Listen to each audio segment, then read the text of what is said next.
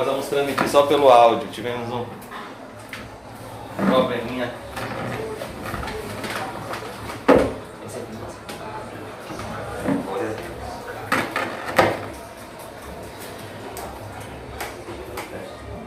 Alô?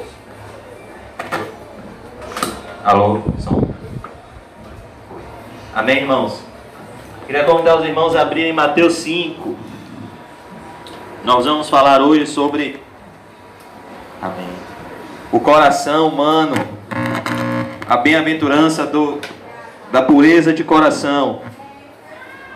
Bem-aventurados são os limpos de coração, porque eles verão a Deus. Bem-aventurados são os limpos de coração, porque eles verão a face de Deus. Mateus 5, versículo 8. Mateus 5, 8. Hoje pela manhã nós falamos sobre a bem-aventurança de exercer misericórdia. Bem-aventurados os misericordiosos, pois alcançarão a misericórdia. E hoje nós vamos falar sobre a bem-aventurança da pureza de coração. Felizes são os limpos de coração, estes verão a Deus. Antes disso eu queria convidar os irmãos a orar um pouco comigo.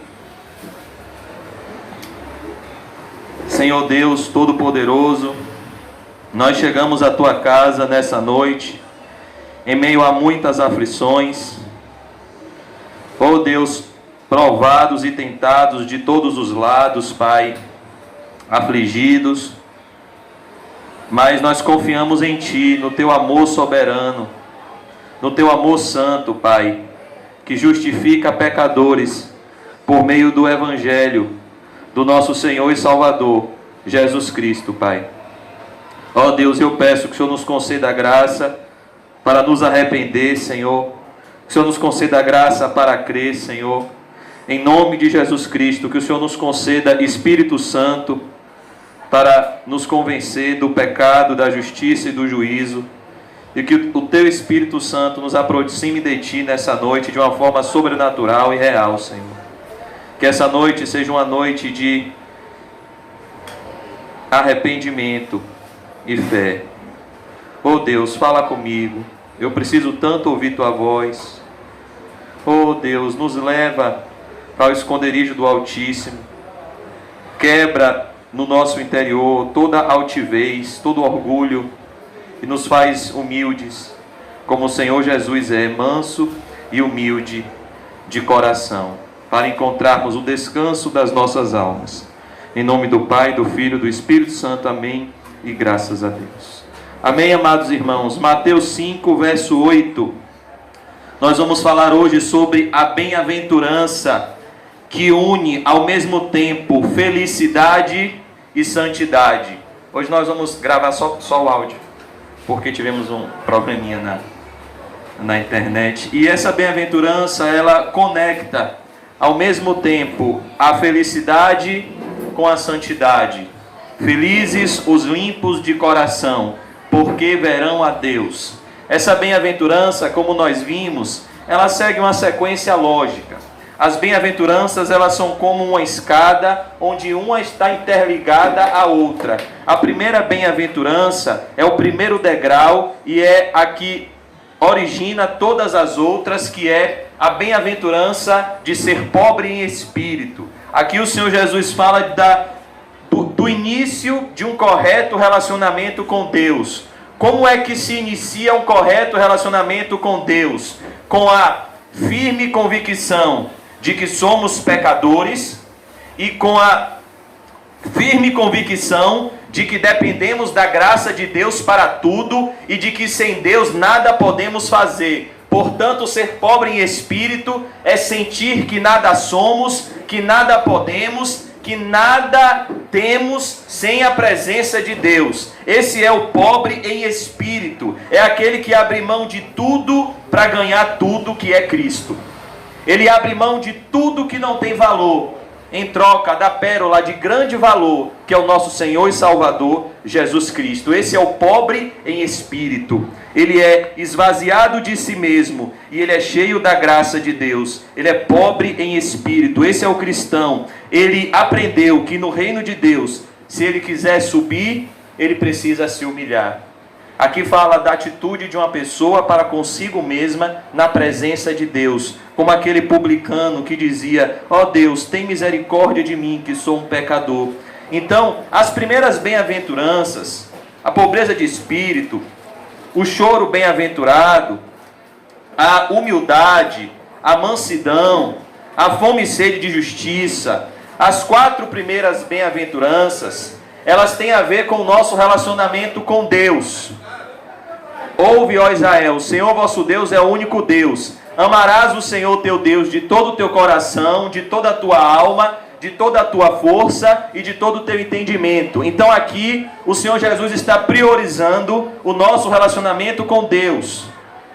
A partir da quinta bem-aventurança, o Senhor Jesus vai mostrar que quando o nosso relacionamento com Deus está bem, nosso relacionamento com o próximo entra em harmonia. Ele diz aqui que aquele que se farta com o pão vivo que desceu do céu, aquele que está se alimentando de Jesus, ele olha para o seu próximo com um olhar de misericórdia. Ele tem misericórdia do seu próximo, amor ao próximo, como consequência do amor de Deus, porque alcançarão misericórdia. E hoje nós vamos ver o verso 8, que diz: bem-aventurados são os limpos de coração, porque verão a Deus. E para entendermos essa bem-aventurança, nós precisamos entender que ela vem depois de um coração misericordioso.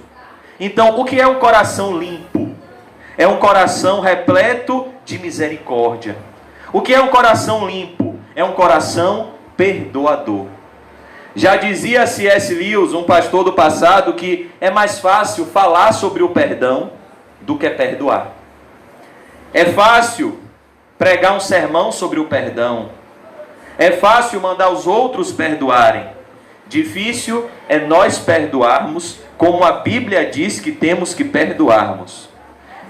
O Senhor Jesus, ele conta uma parábola para falar acerca do perdão. E ele diz que um certo rei, ele tinha um homem que devia a ele 10.000 talentos. 10.000 talentos significa 150 anos de trabalho. E esse homem veio até esse rei e disse: ó rei, perdoa a minha dívida, eu vou morrer, rei, me ajude. E o rei perdoou 10.000 talentos, que representa uma dívida impagável. Fala da nossa dívida diante de Deus, nossos pecados à luz de Deus. E o rei disse: você está perdoado. Aí esse homem se encontrou com um conservo que devia a ele 100 denários.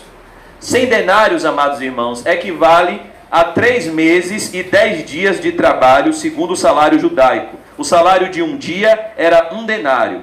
Então, ele encontrou com um homem que o devia 100 denários. Ele não perdoou esse homem. Ele disse: pague tudo que você me deve. E o que aconteceu? Um servo do rei chamou o rei e disse: olhe rei, sabe aquele homem que você perdoou 10.000 talentos? Ele não perdoou 100 denários do seu conservo. Aí o rei disse: como é? Chama ele, lança ele na prisão, até que ele pague o último centavo, ou seja, uma prisão perpétua, pois era uma dívida impagável. Aí Jesus conclui essa parábola da seguinte forma: assim acontecerá com cada um de vós, se do íntimo não perdoardes cada um ao seu irmão. Vamos abrir lá em Mateus 18. Eu quero ler só o último versículo dessa parábola, só para a gente ver como é que a Bíblia diz que a gente tem que perdoar. Mateus 18. Mateus 18, 35. É a conclusão dessa parábola. Se os irmãos quiserem ver essa parábola depois, está do verso 23 ao verso 35 de Mateus 18. Está logo depois da passagem que o Senhor Jesus disse que nós temos que perdoar até 70 vezes 7. Agora nós vamos ver aqui o que o Senhor Jesus diz. Olha o que ele diz.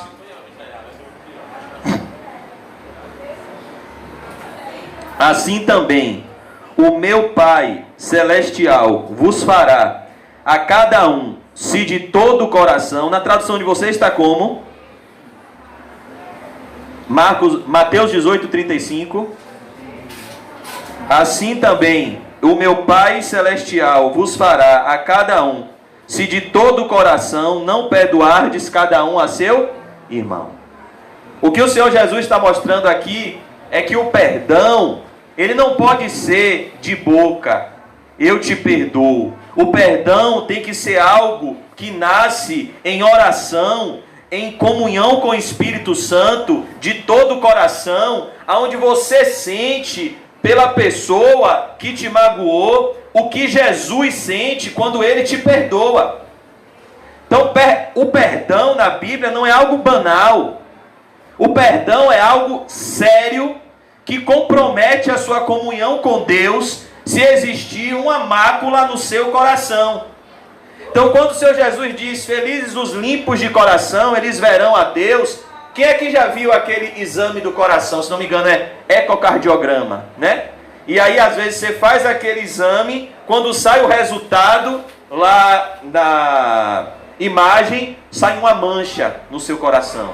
Sai um tumor. O que é que precisa ser feito? Esse tumor tem que ser tirado. A mesma coisa, quando nos examinamos à luz da palavra de Deus e enxergamos alguma mancha, o que precisa ser feito? Essa mancha tem que ser tirada. Porque se o nosso coração não estiver limpo, a gente não vai estar vendo a pessoa que a gente não pode perder de vista, Deus. E quem é Deus? Jesus. Como é que nós corremos com perseverança a carreira que nos está proposta? Olhando firmemente para Jesus, o autor e o consumador da fé. Por que na oração do Pai Nosso, a única coisa que Jesus repete é o perdão? Por que ele usa essa metodologia de ensino, a repetição? Os irmãos já sabem que no hebraico não existe diminutivo nem aumentativo. No hebraico não existe, por exemplo, Joãozinho e Joãozão. Então, se eu quero dar ênfase, por exemplo, ao nome de João, eu vou dizer João, João. Lembra quando Jesus quis exortar Pedro?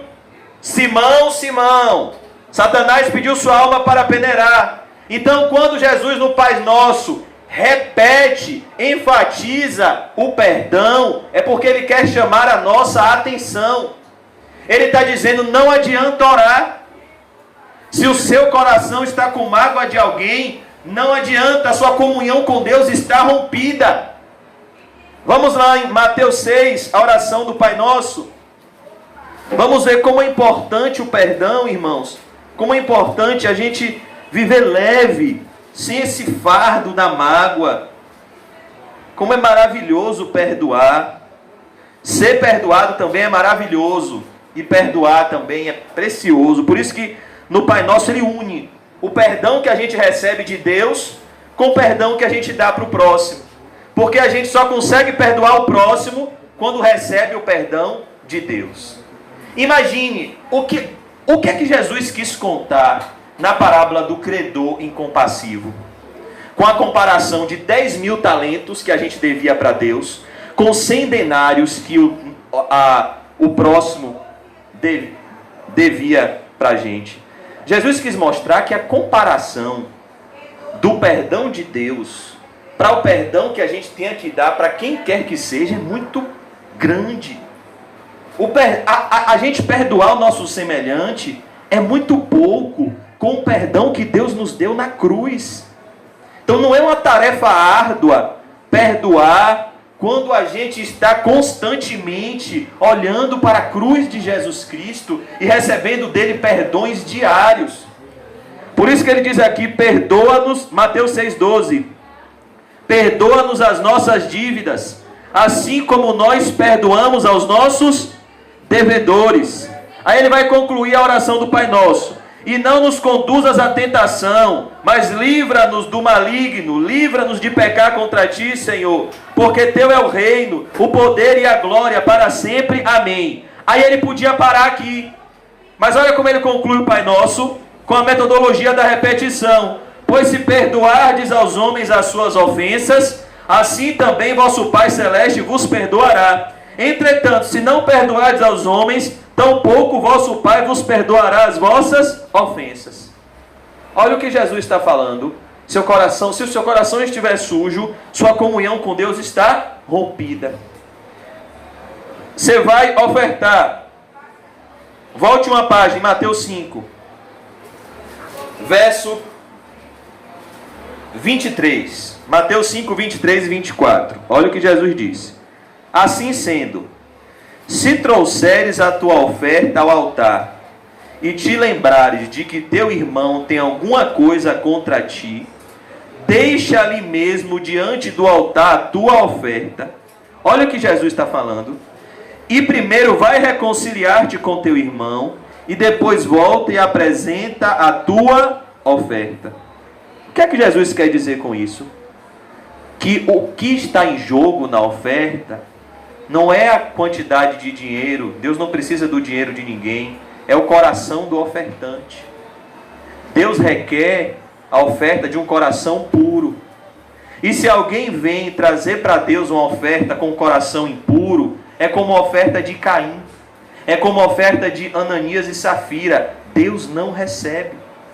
Então, quando ele diz aqui em Mateus 5,8, bem-aventurados os limpos de coração, o que é o coração na Bíblia? O coração na Bíblia é o centro das nossas emoções. Então, quando a Bíblia fala coração, a palavra grega aqui para coração é a palavra cardia no grego, de onde vem o termo médico cardiologia, que é a área da medicina que estuda esse órgão do corpo humano que fica mais ou menos nessa região, que bombeia sangue para o corpo inteiro e que é fundamental para a nossa sobrevivência humana. Então, a Bíblia compara esse órgão aqui com o centro das nossas emoções na nossa comunhão com Deus. Isto inclui nossos pensamentos, nossos sentimentos. Isso inclui as intenções que estão por detrás das nossas ações. Duas pessoas podem estar fazendo a mesma coisa, uma com a motivação, outra com outra motivação. A Bíblia diz, e é importante nós sabermos isso, que o Senhor não vê como o homem vê. Esse foi um dos primeiros versículos que Deus falou comigo, lá em 1 Samuel 16:7. Por quê? Porque nós vemos de uma cultura muito vaidosa. Eu, particularmente, antes de ser cristão, já fiz um esporte chamado fisiculturismo, onde eu vivia para o meu corpo, comia de 3 em 3 horas, fazia uso de anabolizantes, malhava 2, 3 vezes por dia, já passei 15 dias bebendo água de solução de bateria e sem comer praticamente nada para ficar com o corpo todo definido. Já fui até internado e eu vivia para o meu corpo. A gente vem de uma sociedade assim, o homem valoriza a aparência. E logo após a minha conversão, uma das passagens que Deus falou profundamente ao meu coração foi na escolha de Deus, de Davi, com Davi. E Deus falou profundamente comigo quando Deus falou assim com Samuel: Samuel, não atente para a sua aparência. Que aquele versículo ali falou: meu Deus, quanto tempo perdido com vaidade, essa carne podre, preocupado com o que as pessoas estão pensando, se eu estou bonito, se eu estou feio, que loucura, que maluquice viver sem Jesus. E ele disse: não atente para a tua aparência, nem para o tamanho da tua estatura, porque o Senhor não vê como o homem vê. O homem vê a aparência, o homem valoriza a aparência, mas Deus vê o coração. Deus disse isso a Samuel quando ele viu homens fortes, com cara de rei, mas que não tinham o coração de um rei. O coração de um rei estava no filho caçula de Jessé, que estava esquecido por todos, que era baixinho, que era desprezado, mas que era um homem segundo o coração de Deus, o rei Davi. Porque Deus vê o coração. Então o coração é aquilo que o homem não vê, mas é aquilo que Deus vê. É a motivação que está por detrás da ação. A Bíblia diz que enganoso é o coração, e desesperadamente corrupto, quem o conhecerá? Nós nem precisamos do diabo para nos destruir. Por conta da contaminação do pecado em nosso ser interior, nós já nascemos com um coração altamente destrutivo. Jeremias disse: o nosso coração é enganoso e é desesperadamente corrupto. Jesus disse: olhe, o que contamina o homem não é o que entra, o que contamina o homem é o que sai, porque o que sai da boca procede do coração, e é do coração que procedem os maus desígnios, é do coração que procedem todos os males da vida humana. Portanto, quando Jesus diz: felizes os limpos de coração, porque verão a Deus, ele está dizendo que a pureza deve ser cultivada aonde ninguém está vendo, no nosso coração. E que coração é esse, irmãos? É um novo coração. É a promessa de Deus a Ezequiel, ao seu povo, que ele iria nos dar um novo nascimento, ele iria nos regenerar, iria nos dar um novo coração. Vamos abrir lá em Ezequiel 36. Ezequiel 36. Nós vamos ver a promessa de Deus para o seu povo, para mim. Essa promessa me alcançou você. É a promessa do novo coração. Ezequiel 36, 26.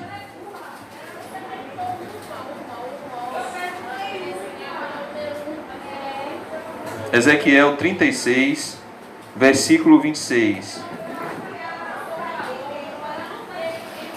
Quem achar diz amém. Amém. Ezequiel 36, versículo 26. E vos darei um novo coração. Que promessa é essa, irmãos? É a promessa da regeneração. E vos darei um novo coração, e derramarei um espírito novo dentro de cada um de vós. O que é que ele está falando aqui, irmãos? Ele está falando dessa obra soberana de regeneração. Arrancarei de vós. Tem gente que fala que escolhe a Jesus, não escolhe não. Se Deus não fizer essa obra de arrancar o coração de pedra e colocar um coração de carne, o pecador jamais aceitará o evangelho. É como Lídia. O Senhor abriu o coração de Lídia para que ela atendesse à pregação de Paulo. Então ele diz aqui: eu arrancarei de vós o coração de pedra e vos abençoarei com o coração de carne. Então o coração limpo é fruto de um transplante, é fruto de uma obra, de uma ação soberana do Espírito Santo, que é um ato milagroso diagnosticado por Jesus a Nicodemos como novo nascimento. Quem não nascer de novo não pode ver o reino de Deus. Quem não nascer da água e do Espírito não pode entrar no reino de Deus. O que é nascido da carne é carne, o que é nascido do Espírito é Espírito. Jesus Cristo disse a Nicodemos: importa-vos nascer de novo. E ele explicou como acontece esse transplante. Ele disse que o vento, o Espírito, ele sopra onde quer, mas você ouves a sua voz, Você ouve o Espírito Santo te chamando, você ouve o Espírito Santo te atraindo, você ouve o Espírito Santo mudando o seu ser interior, você ouve o Espírito Santo te transformando. Você não sabe de onde vem, nem para onde vai, mas assim é todo aquele que é nascido do Espírito. É como disse Agostinho de Hipona, que era um homem devasso, que era um homem imoral, que era um prostituto, e uma vez, após a sua conversão, e ele se dedicar totalmente à obra de Cristo, uma mulher do seu passado começou a gritar por ele na rua e a dizer: Agostinho, Agostinho, eu sou aquela. E ele começou a correr dela e a dizer: mas eu não sou mais aquele, eu nasci de novo, aquele Agostinho morreu, eu sou uma nova criatura em Cristo Jesus. Esse é o novo nascimento. O que ele disse para aquela mulher foi: aquele Agostinho imoral morreu, agora ressurgiu em Cristo um Agostinho santo. E foi um dos maiores instrumentos de Deus da história da igreja. Isso é novo nascimento. Não é uma melhor versão de quem somos. É uma nova criatura. Não é assim, não, fulano entrou na igreja, virou uma pessoa melhor. Fulano entrou na igreja e agora... Não, mudou tudo. Não, fulano agora é uma nova criatura. É como a borboleta. Ela era uma larva. Mas então, uma metamorfose acontece. A borboleta, a larva sai do casulo e ela agora é uma nova criatura. A borboleta agora está voando. Ela agora é um novo ser. Se alguém está em Cristo, é uma nova criatura. As coisas velhas se passaram. Tudo se fez novo, é uma nova criação, é o que Ezequiel está dizendo aqui. Olhe, eu vou arrancar o coração de pedra, eu vou dar um coração de carne, eu vou purificar vocês dos ídolos, eu vou colocar Jesus no coração de vocês, eu vou tatuar no novo coração de vocês os meus mandamentos, e vou dar em vocês prazer nos meus mandamentos, e o pecado que era a sua tristeza, que era a sua alegria, vai ser a sua tristeza, e a presença de Deus, que era a sua tristeza, vai ser agora a sua maior fonte de prazer. Isso é novo nascimento. Um não regenerado, ele não tem prazer nas coisas de Deus. Era como, por exemplo, quando eu era criança, da idade daquela pequenininha ali, meu pai me levava quase todo domingo para a igreja católica, e eu só ia pela promessa de depois ter um lanche. Rapaz, eu ficava com a raiva do padre, rapaz. O padre falando, ô meu pai, eu li aquele negócio, ô meu Deus, quando é que vai acabar isso aqui? Aquela liturgia católica chata, rapaz. E o padre pregando, e eu, ô meu Deus, bora painho, pelo amor de Deus. E ele ficava até o final. Ô meu pai, por favor, bora rapaz. E o padre falando, e aquilo pra mim era o quê? Era um tédio. Quando acabava a missa, era a hora que eu mais rezava. Obrigado, meu Deus, porque acabou. Eu ia para essa igreja aqui perto do Shopping Barra, a Santa Terezinha. Quase todo domingo eu estava lá, com o seu Bastos. Mas então, irmãos, eu não tinha prazer. Ali eu era um peixe fora d'água. A regeneração não é isso. É como se você estivesse agora na água. Você está agora no lugar que você queria estar. Davi disse: uma coisa peço ao Senhor e a buscarei, que eu possa habitar na casa do Senhor todos os dias da minha vida. Eu achei tão bonito a oração do irmão Marcelo, agradecendo, chorando por estar aqui. Esse é o choro bem-aventurados, bem-aventurados que choram. Aí você pensa: oh meu Deus, que pena, o irmão está chorando. Não, glória a Deus. Ele ainda pediu perdão porque chorou. Não peço perdão não, meu irmão. Eu quero ter essa lágrima também. Não são felizes os que choram, eles serão consolados. Glória a Deus por isso. Nós temos que chorar mesmo, porque nós estamos na casa do Pai. Nós estamos na casa de oração, nós estamos com pessoas que amamos e que nos amam.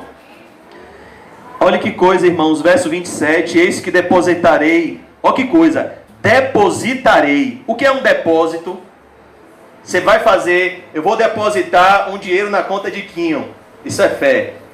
Nem sei se Quinho tem conta, mas vamos supor que Quinho abriu uma conta lá no banco Itaú Personalité, que Quinho é desse nível, né? Aí a gente vai lá, faz um depósito. Esse depósito ele é particular, nominal a Antônio Carlos dos Santos. Aqui está dizendo, Deus faz um depósito no interior. Ezequiel 36, 27. É o que Paulo disse, temos esse tesouro em vasos de barro.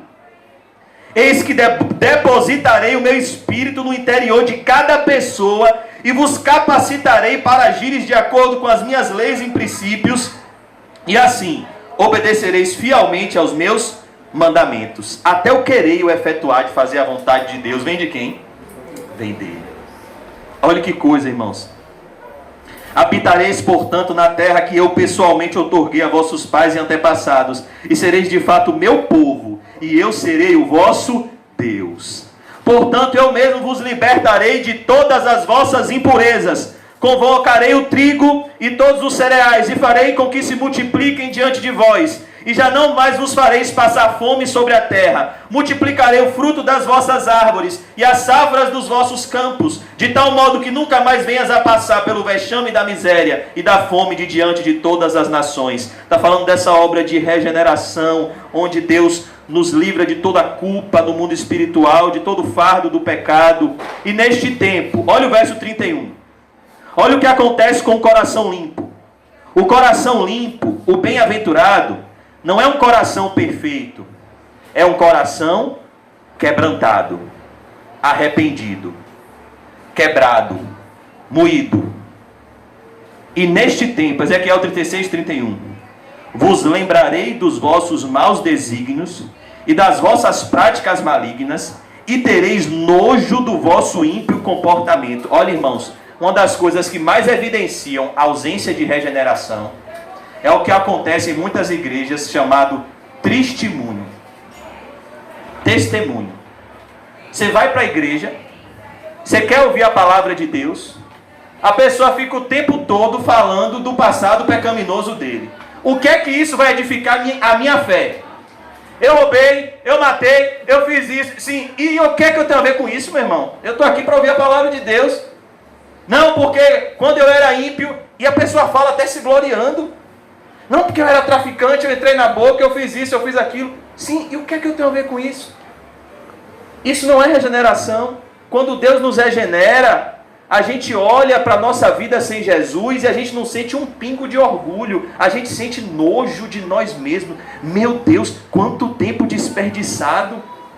Quanta loucura. Meu Deus, eu tenho nojo de mim mesmo. Meu Deus, que ser asqueroso eu sou. Olha o que ele diz aqui, o que o novo nascimento faz. Tereis nojo do vosso ímpio comportamento, das vossas abominações e de todos os pecados que cometestes. Todo cristão, irmãos, tem nojo do pecado. Portanto, quero que não vos esqueçais disto.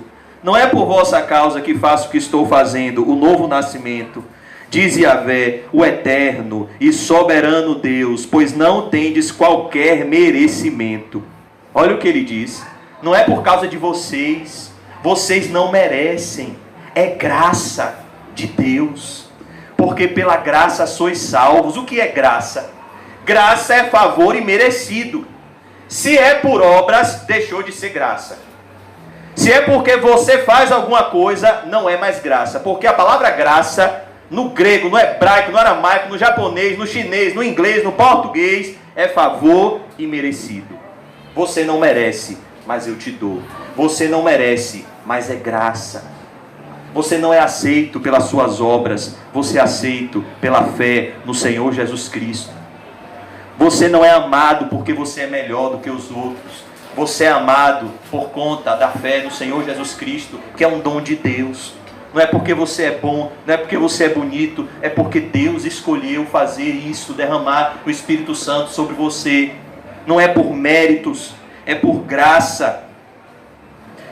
Então ele diz aqui, portanto, quero que vocês não esqueçam isso. Por que ele está fazendo esse memorial? Porque a gente pode se esquecer que tudo que a gente tem é pela graça de Deus. Uma das coisas mais terríveis que pode acontecer com o ser humano é o sucesso. É incrível como a gente se esquece de Deus nos dias bons. É incrível como quando tudo vai bem, a gente tem a tendência natural de se esquecer de Deus. Nós somos assim. A gente sempre tem que estar sendo recordado. Olhe, não se esqueça disto. Sou eu que estou fazendo isso por graça, por misericórdia, porque senão a gente acaba achando que é a gente. Ah, não, eu não estou caindo nesse pecado, fulano está. Sou eu que mortifico, sou eu que me santifico. Não é você não. Se não fosse a graça, você ia olhar para a Bíblia e ia sentir nojo. Se não fosse a graça, você ia olhar para as coisas de Deus e ia sentir nojo. Se Deus não te desse um novo coração, você iria olhar para as coisas de Deus e ia sentir nojo. Não é por obras, para que ninguém se glorie. E isso cultiva no nosso coração, irmãos, humildade. A humildade é sempre bem-vinda no nosso coração. O Antigo Testamento conta a história de um homem chamado Uzias, que ele começou tão bem, mas terminou tão mal. Ele começou tão humilde, tão quebrantado, dependendo de Deus para tudo. Aí Deus foi dando vitórias para ele. Aí Deus foi concedendo favores para ele. Aí o reino de Israel foi crescendo sobre a administração dele. Aí aconteceu que o rei Uzias se esqueceu do Senhor. E a Bíblia diz que ele entrou no templo para exercer o sacrifício do sumo sacerdote. Aí a Bíblia diz que 80 sacerdotes tentaram impedir que Uzias fizessem isso, mas ele não deixou de fazer, e ele ficou leproso. A lepra apareceu na sua testa por causa do orgulho, e ele morreu, porque a soberba precede a queda. E o rei Uzias era primo do profeta Isaías, e era um dos maiores cooperadores do seu ministério. Por isso que o profeta Isaías entra em desespero após a morte do rei Uzias, e ele vai ao templo saber quem iria agora auxiliá-lo no seu ministério, pois o rei que o auxiliava estava morto. Então o capítulo 6 de Isaías começa: no ano da morte do rei Uzias, eu vi ao Senhor.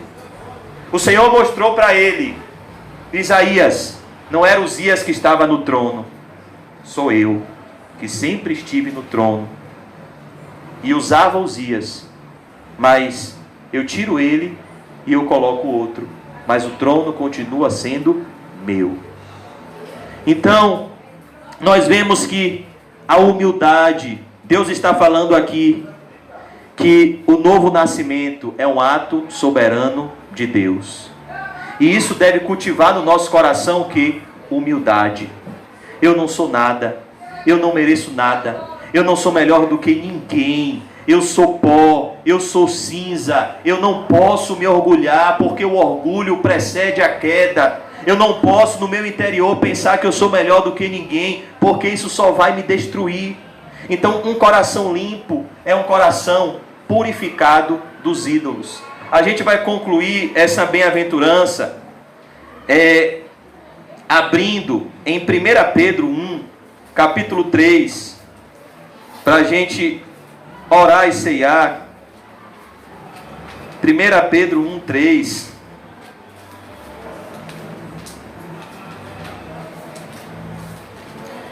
Nós vamos ver por que nós passamos por provações. Porque o propósito, irmãos, de Deus nas nossas vidas é a nossa santificação, é a purificação do nosso coração.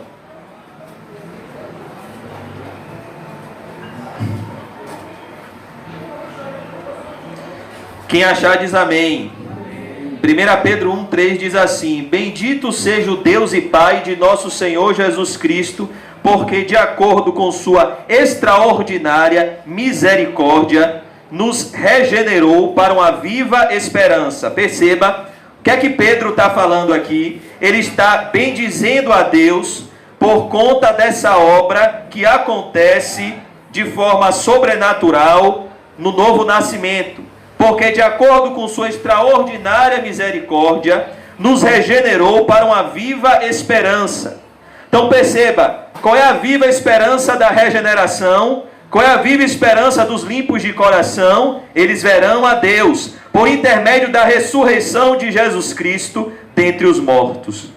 Para uma aliança, versículo 4, que jamais se extinguirá, nem tampouco será desonrada ou perderá seu valor. Olha o que Pedro está falando, que a aliança de Deus na regeneração, ao nos dar um novo coração, nunca perderá o seu valor. Deus não vai voltar atrás. Se Ele escolheu te perdoar, Ele vai te perdoar. Se Ele escolheu te amar, Ele vai te amar. Se Ele escolheu te salvar, Ele vai te salvar. Agora, você tem duas reações. Se você for obediente, você vai sofrer menos.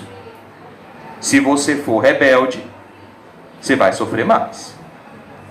Porque tem o sofrimento do aperfeiçoamento e tem o sofrimento da disciplina pela desobediência. Você pode chegar no céu como Paulo ou como Sansão. Mas se você é um eleito de Deus, no céu você chega. Mas vai doer. E quanto mais obediente você for, menos dor você terá. Porque a dor que vem no coração do regenerado é uma ferida que só Deus faz e só Deus cura. Por isso que ele diz aqui, ó, nunca perderá seu valor. Herança preservada nos céus para vós. Olha que coisa. Sua herança está onde? Nos céus.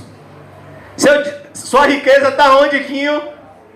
É por isso que ninguém está vendo ainda como o Quinho é rico. Eu sei que eu tenho crido, e Ele é fiel para guardar o meu depósito até aquele grande dia. Onde é que está o nosso depósito? No céu. Mas olha que coisa, é uma herança preservada. Aqui na terra, um irmão pode passar a perna no outro e tomar a herança. Aqui na terra pode acontecer uma coisa e você perder sua herança. No céu, a herança é preservada.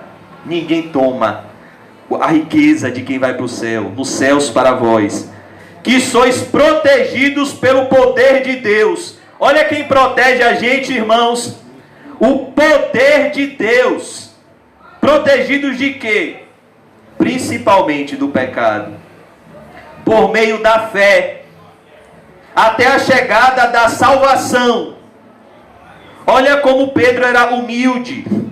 Pedro sabia que ele era um eleito, que ele tinha o Espírito Santo, mas ele sabia que a salvação, ela deveria chegar de forma real no momento final.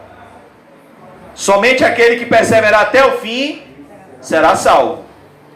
Então, todo eleito de Deus, ele não se confia na eleição para uma vida relaxada. Spurgeon tem uma pregação que diz: a eleição não desanima as almas buscadoras.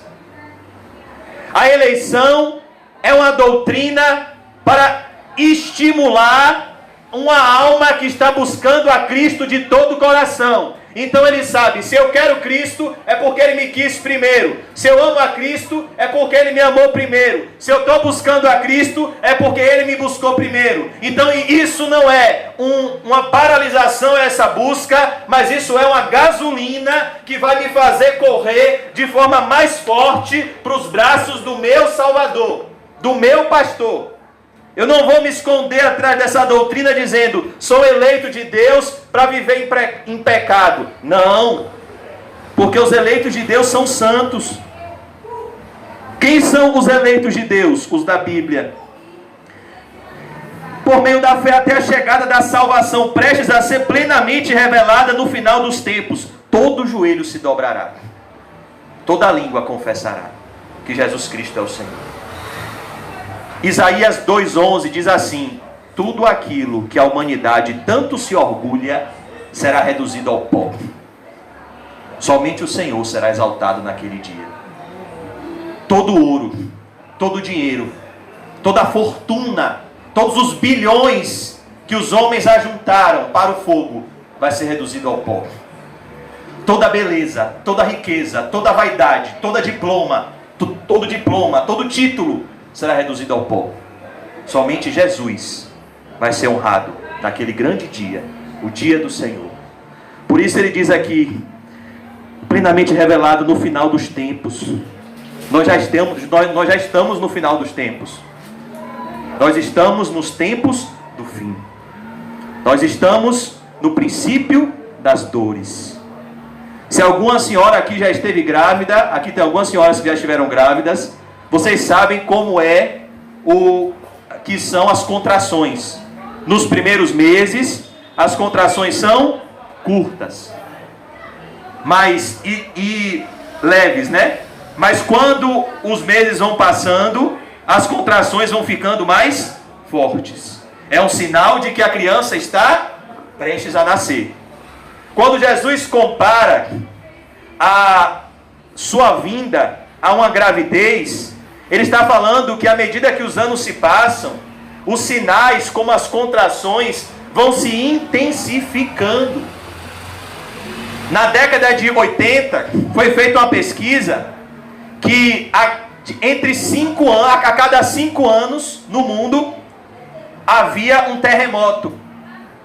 Na década de 2000 já foi feita uma pesquisa que a cada 3 meses existe um terremoto no mundo. Já existiram epidemias no passado. Mas uma epidemia como essa, você acha que já existiu? Nunca. Porque os sinais estão se intensificando. Estão se apressando. A Bíblia diz que a criação está gemendo com dores de parto, aguardando com grande expectativa a redenção da criação. Jesus está voltando, irmãos. Essa epidemia, essa pandemia não é por acaso.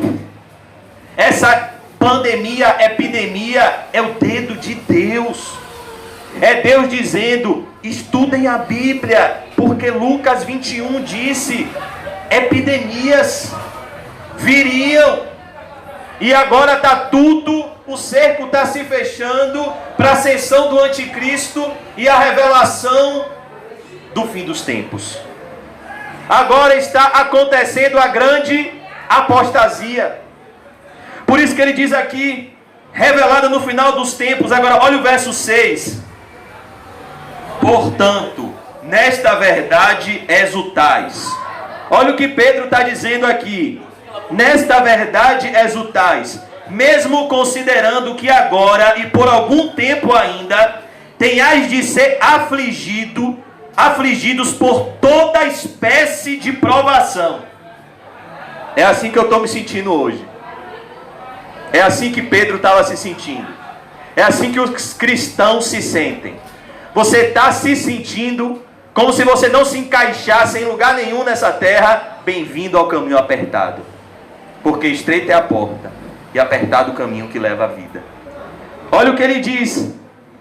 Tenhais de ser afligidos por toda espécie de provação. Aqui a mesma linguagem de Tiago, capítulo 1, versículo 2. O que é que Tiago diz? Meus amados irmãos, tende por motivo de grande alegria o passardes por todo tipo de provação. A ideia ali, o pastor Nizam já pregou aqui, é que as provações, elas são policromáticas. A ideia de policromático é diversas cores.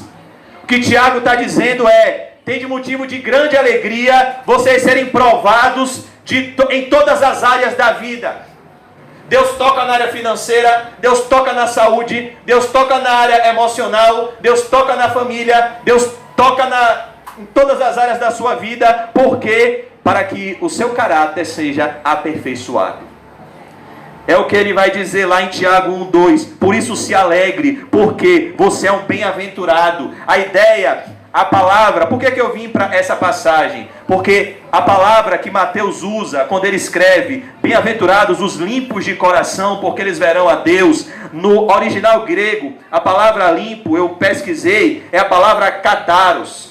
A palavra kataros no grego, entre os seus significados, porque no idioma grego, uma palavra pode ter vários significados ao mesmo tempo. Então, essa palavra kataros, ela tem várias aplicações, mas a aplicação universal dessa palavra kataros é o processo de purificação do ouro. É quando Jesus diz, felizes os puros de coração, não é que o cristão ele nasce puro, não. O cristão é purificado por Deus como um ouro é purificado pelo seu artífice. Como é que o ouro é purificado? Você pega o ouro, então você vai lá, você é um garimpeiro, lá em Minas Gerais. Você achou uma pedra de ouro, mas você não pode dar o quilate daquele ouro. Porque aquele ouro ele sai do minério, ele sai da terra cheio de impurezas, cheio de metais, cheio de coisas sujas. Então o que é que o garimpeiro faz? Ele liga uma fornalha, bota o fogo bem quente, e uma das testificações para saber se é ouro é que ele joga o ouro lá dentro, e o ouro puro ele não vai se desfazer. Só vai se desfazer o que não é ouro. Só vai se desfazer os metais impuros que foram tirados no minério junto com o ouro. Então você bota o ouro no fogo, tira o ouro do fogo, o ouro sai de lá mais brilhante ainda. Essa é a especificidade do ouro. Quem já leu Sadraque, Mesaque e Abidnego? Eles foram colocados no fogo. Mas quando eles saíram do fogo, nem a roupa deles se queimaram. E o que estava lá? O quarto filho do homem, caminhando com eles. E depois, quando jogaram os soldados no fogo, o que aconteceu? Todo mundo morreu. Porque Sadraque, Mesaque e Abidnego era ouro, era fé verdadeira. Os soldados de Nabucodonosor não eram ouro, eram fé falsa. Então a provação, ela tem esse caráter purificador. A provação, ela purifica os eleitos de Deus. Os eleitos de Deus, eles são o povo da aflição. Uma das passagens da Bíblia que mais chamam minha atenção, que eu li uma vez, está em Gênesis, quando Jacó se encontra com José. E quando Jacó se encontra com José, é um dos encontros mais bonitos da Bíblia, porque Jacó pensava que José estava morto. Jacó chorou pela morte de José.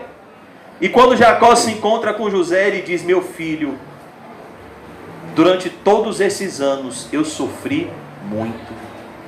Eu disse, meu Deus, quanto sofrimento na vida de um homem. Enquanto que Esaú teve tudo o que queria, Jacó sofreu muito. Então Pedro vai dizer aqui, versículo 7, 1 Pedro 1,7, para a gente concluir. Assim acontecerá, para que a sinceridade da vossa fé seja atestada. Irmãos, todas as coisas cooperam para o bem de um grupo específico de pessoas, daqueles que amam a Deus. Mas como saber se eu amo a Deus? Através das provações. Como saber se eu estou bom? Por que as escolas fazem provas?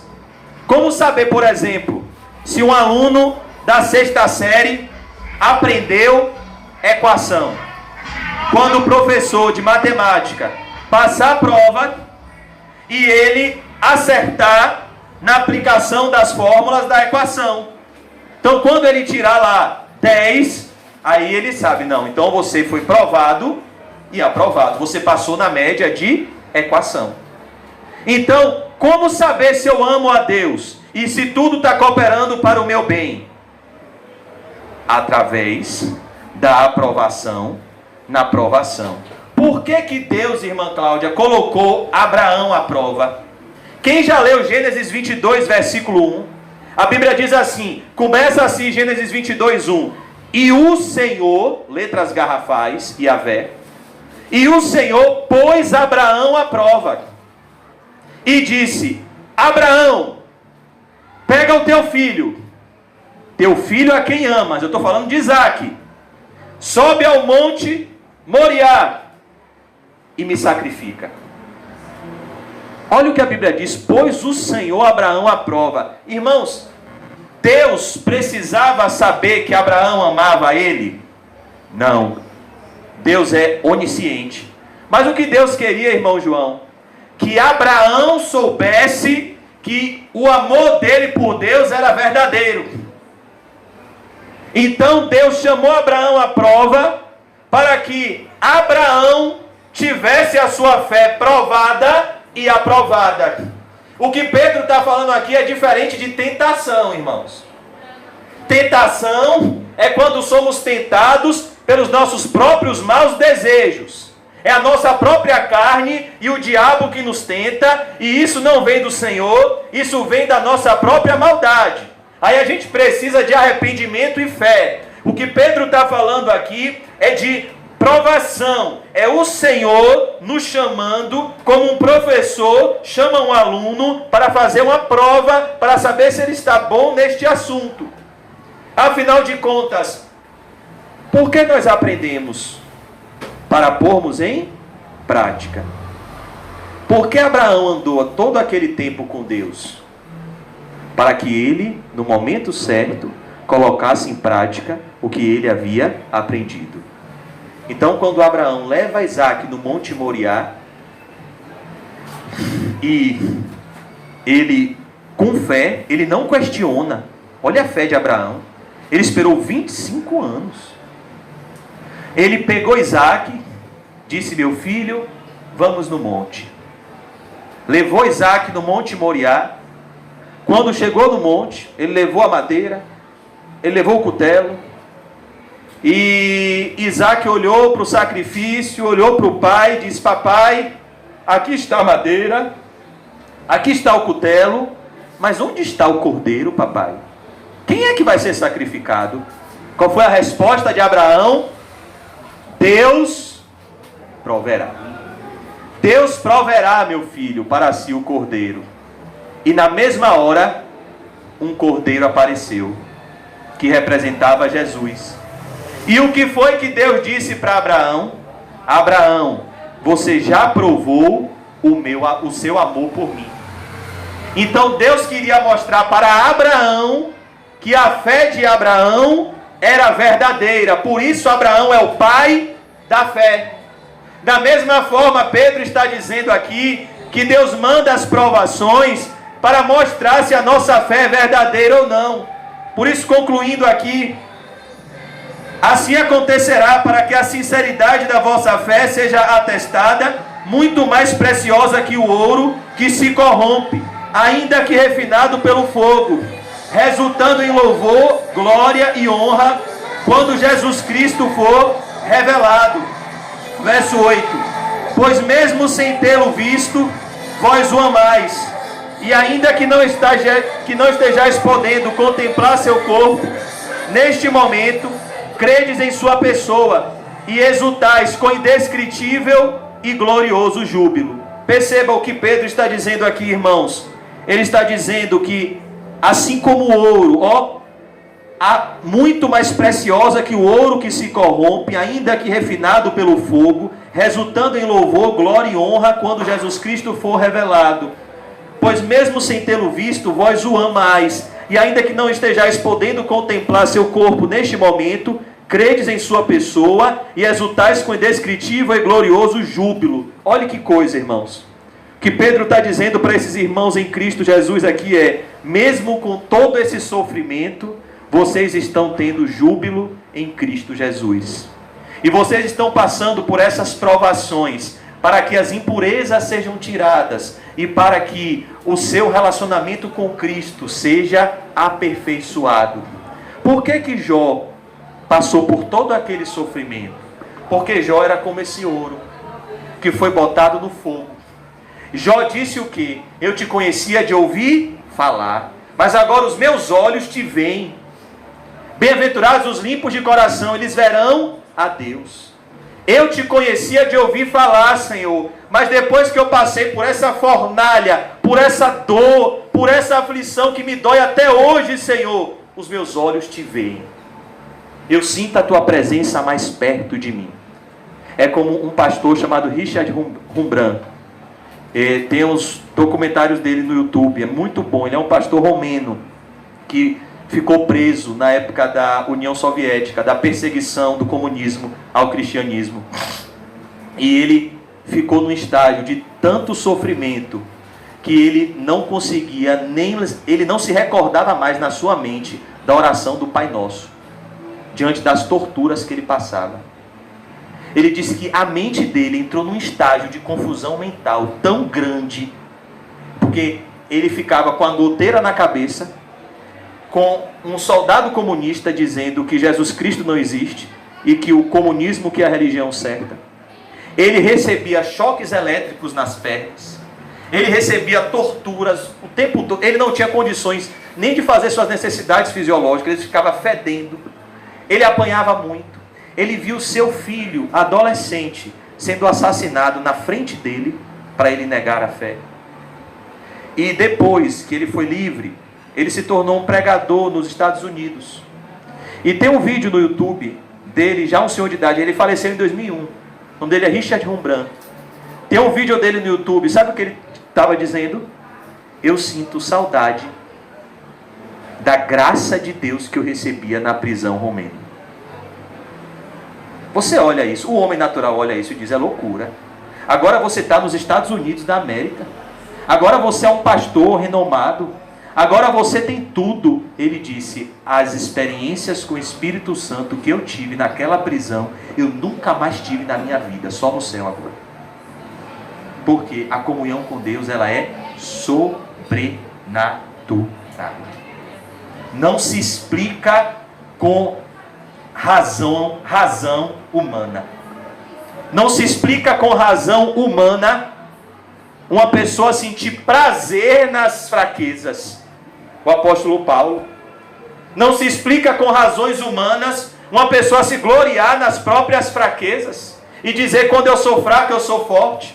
Não se explica com razões humanas uma pessoa sentir prazer de ter um espinho na carne, para que ele fosse mantido humilde. Então, o que Pedro está dizendo aqui, irmãos, é que na nossa comunhão com Deus, o que importa de fato é o nosso coração estar puro, é a nossa consciência estar lavada no sangue de Jesus, é a culpa ser tirada, é o pecado ser perdoado, não importando mais os sofrimentos que venhamos a enfrentar nesta vida. O que importa de fato é para onde a nossa alma vai depois da morte, aonde nós iremos comparecer depois que fecharmos os olhos nessa terra. E é por isso que Pedro está dizendo, concluindo no verso 9, porquanto estáis realizando o alvo da vossa fé. Aqui, quando Pedro diz o alvo da vossa fé, é como um arqueiro que atira uma flecha. Ele está dizendo, a sua fé tem um alvo específico, a salvação das vossas almas, a salvação de todo o vosso ser, a redenção do seu corpo. É por isso que você sofre, é por isso que você passa por aflições, porque Deus não quer te condenar, Ele quer te purificar, Ele quer te perdoar, Ele quer te salvar, Ele quer conformar você à imagem de Jesus, para depois levar você para a casa do Pai, ao lado de Jesus. Ainda que seja como Ele fez com o ladrão da cruz, ainda hoje estarás comigo no paraíso. Amém. Deus amava Manassés. Manassés era um rei ímpio, mas o que ele fez? Colocou Manassés para passar por tanto sofrimento, para que ele pudesse se arrepender e invocar o nome do Senhor. Então os limpos de coração, eles verão a Deus. São aqueles que têm um coração puro, purificado dos ídolos. São aqueles que passam pelas provações, como Jó, e eles agora dizem, ó Senhor, eu te conhecia de ouvir falar, mas agora os meus olhos te veem, por isso eu me abomino, eu me arrependo no pó e na cinza. Muito melhor do que ter um bolso cheio, é ter um coração puro, porque os puros de coração verão a Deus, e a face de Deus é a melhor face que você pode contemplar, é a face de Jesus. Por isso que são felizes os puros de coração, eles verão a Deus. Nós vamos ceiar. Eu queria pedir aos irmãos que no momento da ceia, Se lembre de alguém que você precisa perdoar e peça ao Senhor que limpe o seu coração. Ore ao Senhor: oh Deus, me ajude a perdoar, limpa meu coração, limpa o meu ser interior, me faz enxergar a tua face, Senhor.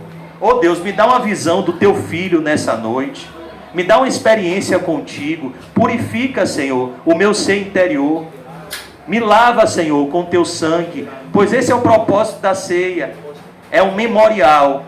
Jesus Cristo disse: fazer isto em memória de mim. Os irmãos podem pegar os elementos da ceia. Nós vamos abrir em Marcos 14 novamente.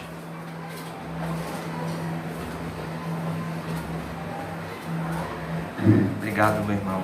Deus abençoe.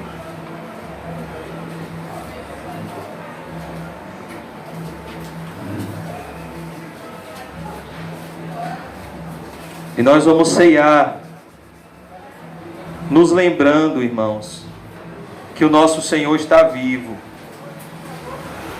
A ceia do Senhor. Eu vou ler a partir do versículo 17. Marcos 14, 17, para a gente concluir. E pedir ao Senhor que nos faça ceiar com o coraçãozinho limpo, com a mente limpa, com o coração puro. Ao pôr do sol, chegou Jesus com seus 12. E quando estavam ceando, reclinados à mesa, Jesus lhes revelou. Perceba, irmãos, que algo maravilhoso. Esses homens estavam ceando com o próprio Senhor Jesus Cristo. A companhia de Jesus, comer ao lado de Jesus, beber ao lado dele.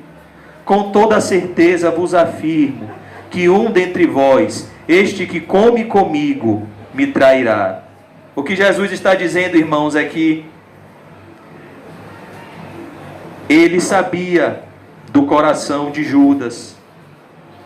Ele sabia quem estava com ele, mas isso não o impedia de se alegrar no Senhor. Eles ficaram consternados. Por que eles ficaram consternados, irmãos? Porque Jesus era amoroso demais. Jesus era muito bom, a companhia de Jesus era muito prazerosa. Então eles disseram: meu Deus, como é que alguém tem coragem de trair um homem tão bom? Por isso eles ficaram consternados, porque o amor ao dinheiro é a raiz de todos os males. É assim mesmo. E lhe afirmavam: é certo que não serei eu. Mas acelerou-lhe Jesus: é um dos 12, aquele que come comigo no mesmo prato. Fala de intimidade. Jesus deu intimidade a Judas. O Filho do Homem vai, conforme está escrito a respeito dele. No entanto, infeliz daquele que o Filho do Homem é traído. Melhor lhe fora jamais haver nascido. O que Jesus está dizendo é: morrer em infidelidade ao Filho do Homem era melhor que nem houvesse nascido, porque a condenação é eterna, e a que mais é dado, mais é cobrado. E enquanto ceavam, eles estavam ceando juntos, tomou Jesus um pão, e tendo dado graças, perceba como o coração de Jesus era cheio de gratidão, cheio de compaixão, cheio de contentamento em Deus, o partiu e o serviu aos seus discípulos, declarando: tomai, isto é o meu corpo. Jesus estava dizendo: olhe, o meu corpo que vai ser moído na cruz é um alimento que vai perdoar os seus pecados e salvar a sua alma. É por amor que eu vou me entregar. Em seguida tomou Jesus um cálice, deu graças e o entregou aos discípulos, e todos beberam dele. Então lhes revelou: isto é o meu sangue da aliança. Que aliança é essa? O que é uma aliança? É um compromisso de amor, de fidelidade, o qual é derramado para o bem de muitos. Ele não morreu por todos, ele morreu pelos seus eleitos, pelo seu povo. Com toda certeza vos afirmo que não voltarei a beber do fruto da videira, até aquele dia em que beberei o vinho novo no reino de Deus. O que Jesus está dizendo é: a minha companhia vai ser tirada de vocês porque eu vou morrer, eu vou ressuscitar, mas eu não deixarei vocês órfãos. Eu enviarei um outro Consolador, o Espírito Santo da verdade. Mas um dia, após o Espírito Santo consumar a boa obra que começou em vocês, vocês vão ceiar comigo juntamente no reino de Deus. Por isso que ele diz aqui: e depois de haverem cantado um salmo, partiram para o Monte das Oliveiras. O propósito do louvor é nos encher do Espírito Santo e contentamento em Deus. E os limpos de coração verão a Deus. O que Jesus está dizendo é: purifiquem os seus corações, pois um dia vocês verão a minha face ao lado do Pai que está nos céus. Bem-aventurados os limpos de coração, eles verão a Deus. Comamos e bebamos, irmãos, para a glória de Deus.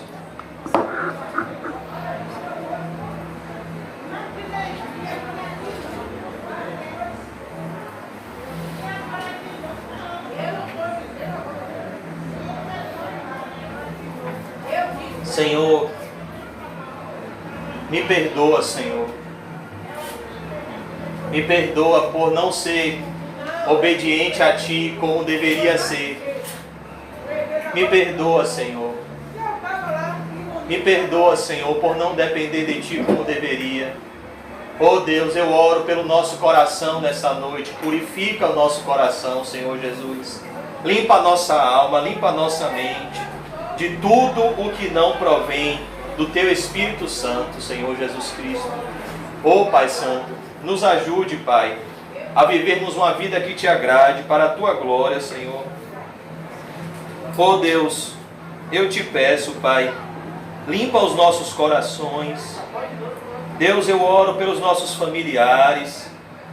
Visita nossos familiares que estão enfermos. Eu oro por seu Basto, Senhor. Toma conta da vida dele. Que ele tenha experiências contigo através deste momento de aflição. Oh Deus, toma conta dos familiares, dos irmãos que estão aqui, Senhor.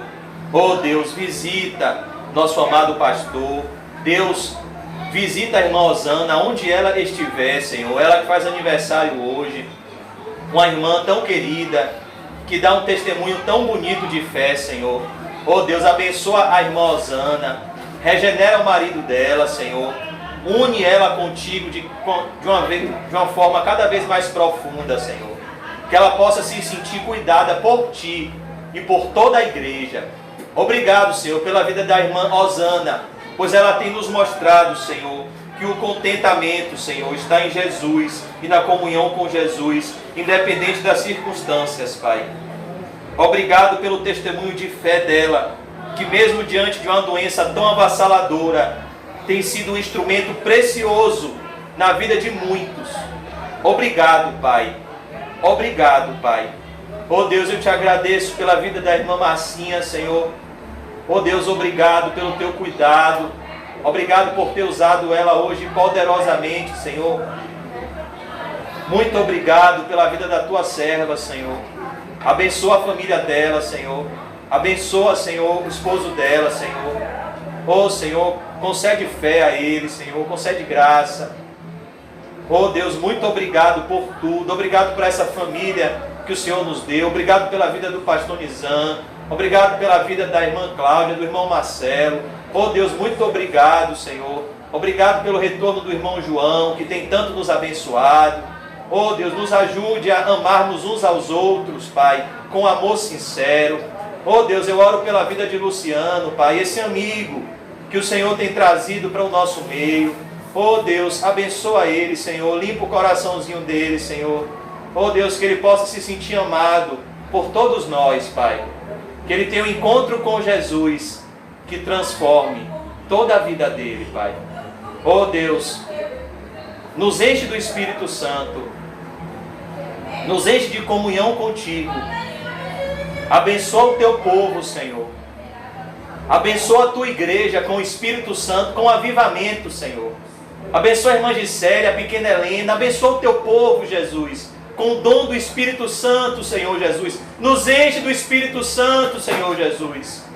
Oh Pai Santo, Pai querido, precisamos da Tua presença, Pai, pois sem Ti nada podemos fazer, Pai.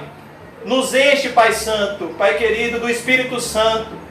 Oh Deus, que nessa semana o pastor Nizam seja cheio do Espírito Santo, Pai. E que a tua igreja avance para a tua glória. Que o Senhor use o nosso amado pastor para a tua glória. Restaure as forças dele, meu Pai. E que ele seja esse instrumento tão precioso da tua graça em nossas vidas. Restaura a força do teu servo, Senhor. Oh Deus, nós pedimos a Ti nessa semana por uma recuperação sobrenatural na vida dele, para que ele possa voltar e para que ele possa, Senhor, se alegrar conosco. Pois feliz é a nação cujo Deus de Israel é o Senhor. E o Senhor separou ele, Pai, antes da fundação do mundo, para ser o nosso pastor na terra, para nos guiar no caminho da salvação.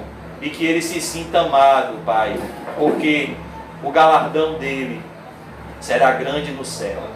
Mas que possamos também dar alegria ao Senhor e a Ele, Pai, cuidando dele e vivendo para a Tua glória. Muito obrigado por tudo, Senhor Jesus. Obrigado porque o Senhor nos sustentou em meio a muitas provações e irá nos sustentar, Pai.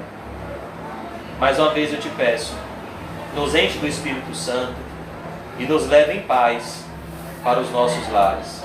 Em nome de Jesus, amém. E graças a Deus. Amém, irmãos. Salve seu irmão, cumprimento santo e diga para ele, Deus é bom.